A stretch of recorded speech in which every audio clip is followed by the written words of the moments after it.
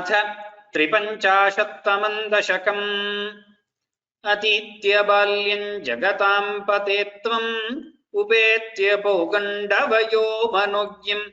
उपेक्ष्य वत्सावनमुत्सवेन प्रावर्तथा गोगणपालनायाम् उपक्रमस्यानुगुणैव सेयम् मरुत्पुराधीश तव प्रवृत्तिः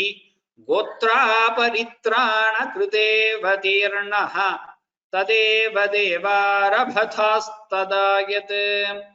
कदापि रामेण समं वनन्ते वनश्रियं वीक्ष्य चरन् सुखेन श्रीदामनम्नः स्वसखस्य वाचा मोदादगाधेनुककाननं त्वम् उत्तालताली निवहेत्वदुक्त्या बलेन धूतेऽथ बलेन दोर्भ्याम् मृदुः खरश्चाभ्यपतत्पुरस्तात् फलोत्करो धेनुकदानवोऽपि समुद्यतो धैनुकपालनेऽहम् कथं वधं धैनुकमद्य कुर्वे इतीव मत्वा ध्रुवमग्रजेन सुरौघयोद्धारमजीघनस्त्वम् तदीयभृत्यानपि जम्बुकत्वेनोपागतानग्रजसंयुतस्त्वम् जम्बूफलानीव तदा निरास्थः तालेषु खेलन् भगवन्निरास्थः विनिघ्नति त्वय्यथ जम्बुकौघम् सनामकत्वाद्वरुणस्तदानीम् भयाकुलो जम्बुकनामधेयम्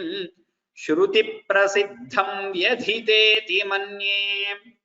तवावतारस्य फलं मुरारे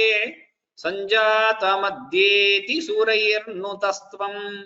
सत्यं फलं जातमिहेतिहासी बालैः समन्तालफलान्यभुङ्क्ताः मधुद्रवसृन्ति बृहन्ति तानि फलानि मेदोभरभृन्ति भुक्त्वा तृप्तैश्च तृप्तैर्भवनं फलौघं वहद्भिरागाः खलु बालकैस्त्वं हतो हतो धेनुक इत्युपेत्य